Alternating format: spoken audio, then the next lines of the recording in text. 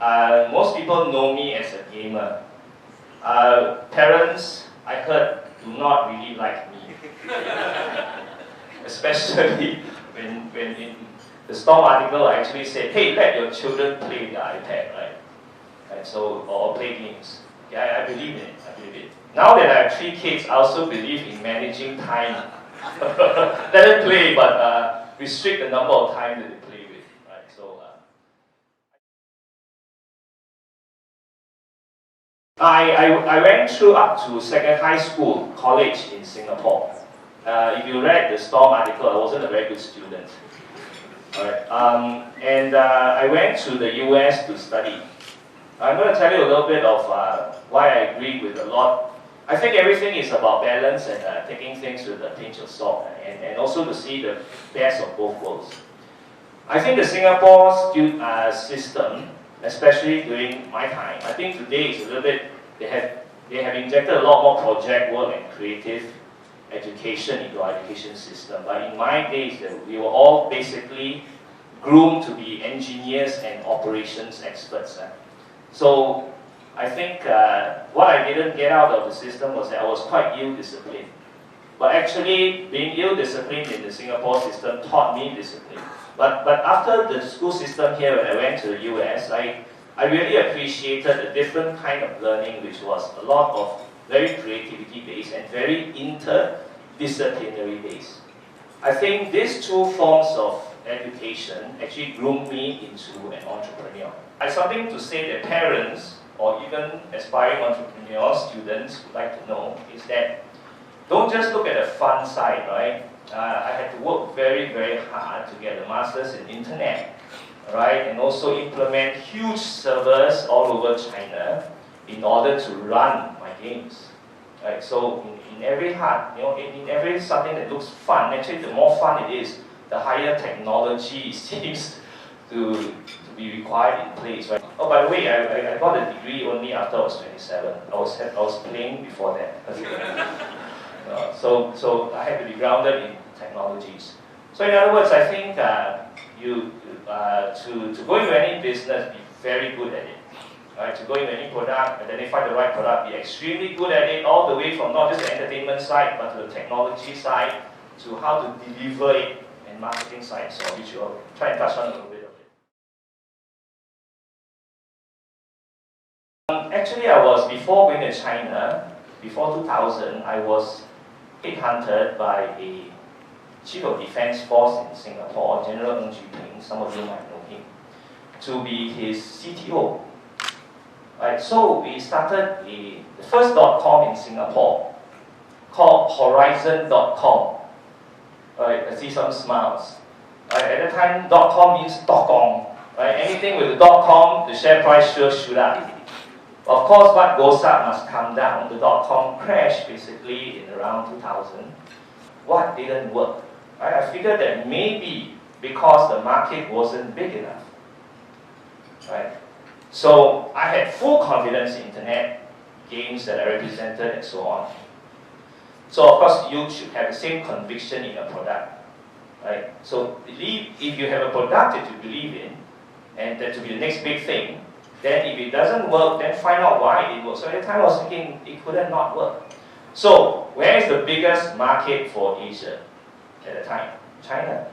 I felt that with that population size, if the same percentage of internet users, right, in Singapore exists in China, or even half, I would have heck of a lot of potential users. When I worked with Oracle in 2005, launching World of Warcraft in China, my first day concurrency of number of gamers playing my game was 400,000. That means at every 1 second, at the same time while I'm talking to you, 400,000 people were playing my game. It pushes technology to its limits. Okay, I'm going to tell you a little bit of the personal experience I had launching this game in the year 2004. I think identifying the big market and a suitable product like World of Warcraft was first correct step, but there are many, many more steps to achieving this big thing and big goal. I think in the year when I first went there, games were mostly played as local area network or cyber cafe, internet cafe games. Right? So World of Warcraft was one of the first few games that spotted a trend. Right? The trend was to actually play with people even further away, not just in the same network area, because technologies or bandwidth became higher and higher. Right? You could access a game from a central location. Guess what? That has also evolved into what we call cloud. At that time, there were no clouds. It wasn't a cloud, but it was a central database, central server, and it serves out to clients all over China in this case. The other thing that I had to do quite a bit was to understand the local laws and culture behind running an internet business. You know, World of Warcraft is made in the US. Right? There's a lot of mythologies, characters that are peculiar to the US. Actually, the Chinese love all these characters in China. They want all these characters to be part of the game in China. However, there's a very interesting fact about the Chinese culture that maybe some of you may not know. You may know that the internet is controlled, censored, etc. But something else is very interesting is that the belief or the teaching of myth or religion or ghosts is not permitted. Okay? You can't talk about ghosts unless it is a fantasy character. You can talk about fantasy character. So elves and orcs in World of Warcraft were okay. Suddenly we were told we can't launch World of Warcraft because it has this particular race in there. There are 8 races. One of the races is called the undead. It means somebody who died and become alive again. So we were banned. We were about to be banned. Of course, many things is because there were competitors complaining, right? So some of our competitors were complaining that World of Warcraft taught unhealthy propaganda in China. So the Young Communist Party wrote a whole paper to stop us from continuing our launch of World of Warcraft. So what did we have to do? Right, I couldn't just stop because I have a few $20 million worth of servers still not yet amortized. So what we did was that we had to culturalize the game. First, we put clothes on the undead. And put clothes on them. Right? And after spending 6 months putting clothes on the skeletons, we were told that's not good enough. That's why you need to have your mothers and wives' pocket money to also invest, because unexpected things happen and you need to invest more money. So, in the end, we had to convince Blizzard to take out which is a developer in the US of this game, to take out the entire undead race. So up to today, there are only 7 races in China World of Warcraft. Can you believe it? Strange, huh? Right. I think that to make this topic more relevant to you, I think it goes beyond games. It goes into mobile applications or even gamifications of applications across the industries. Gamification has always been an important part of getting you to like to do something or to practice, especially if the gamification gets serious into things like simulation. Right? We've seen many interesting applications that use games or interesting way of using applications. Right? In particular industry from healthcare to military. Right? I've got friends who are developing games to teach them to teach soldiers to use real weapons or simulated environments of certain things. So that at least if they play more of those games, they wouldn't shoot down a Malaysian airline by mistake. Sometimes when you spot a trend and you think that it's going to be the next big thing, chances are you are a little bit early. Seriously. Because if you spot a trend and you're just on time, guess what? You're too late. Very serious.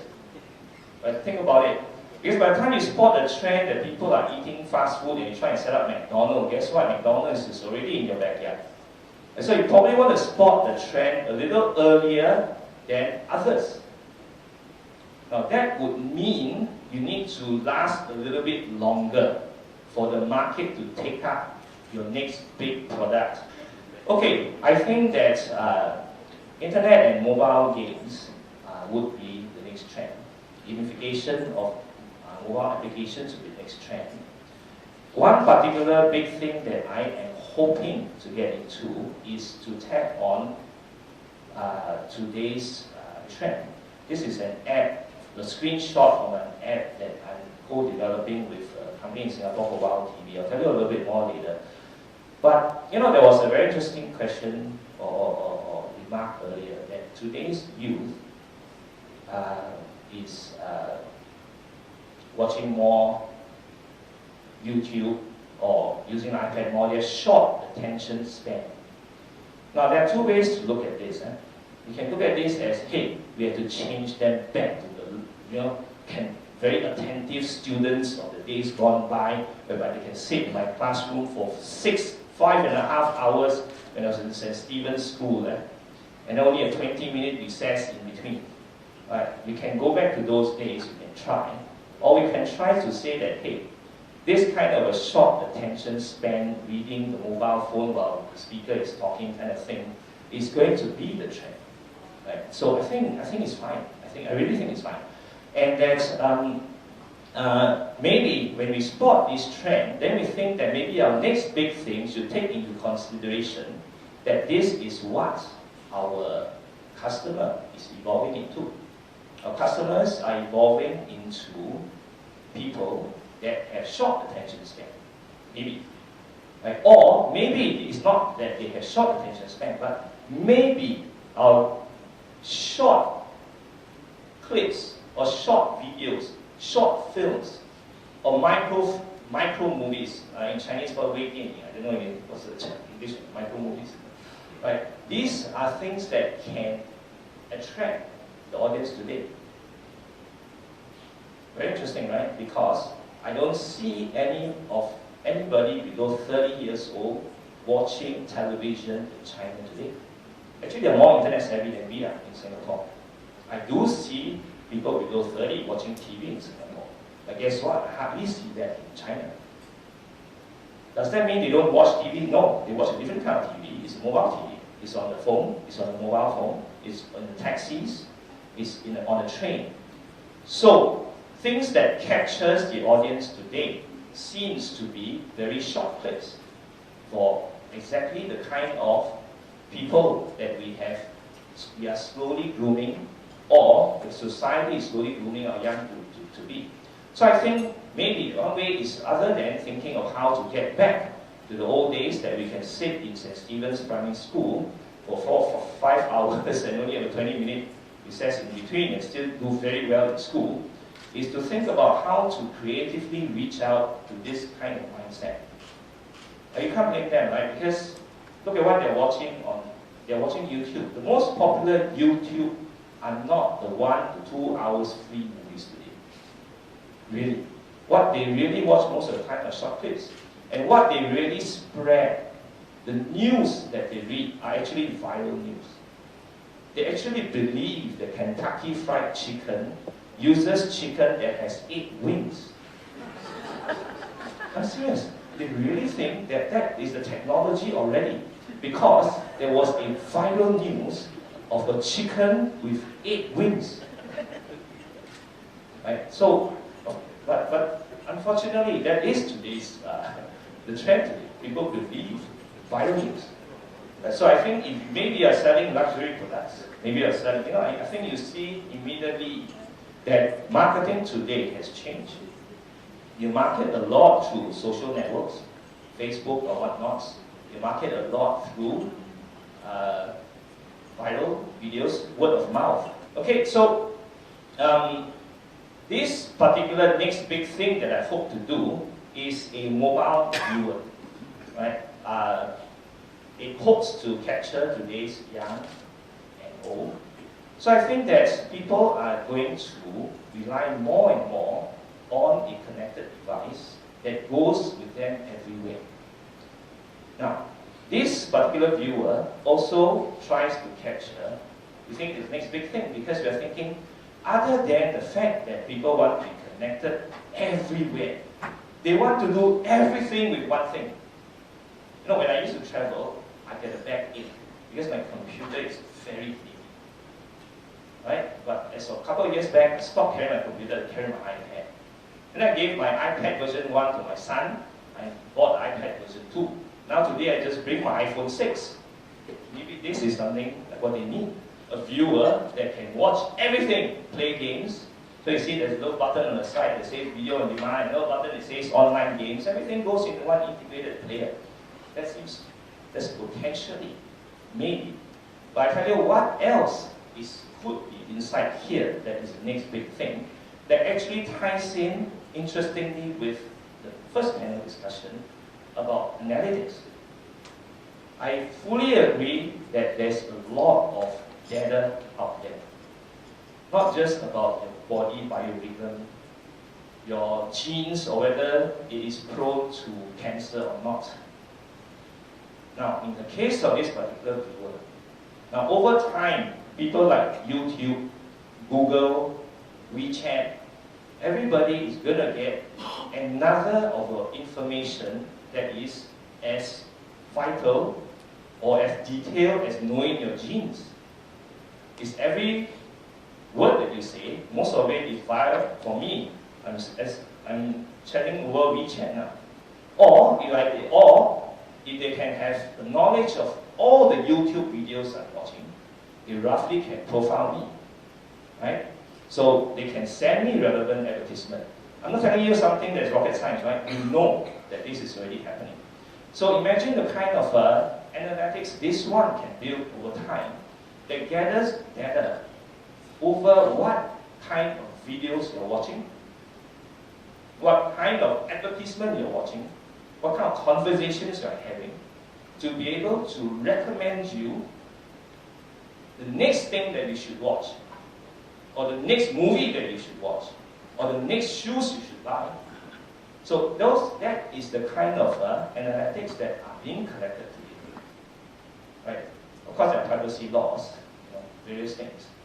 But what I'm saying is that this could be the next big thing, is the ability to gather data, analyze them, whether it's going to be used for medical applications or whether for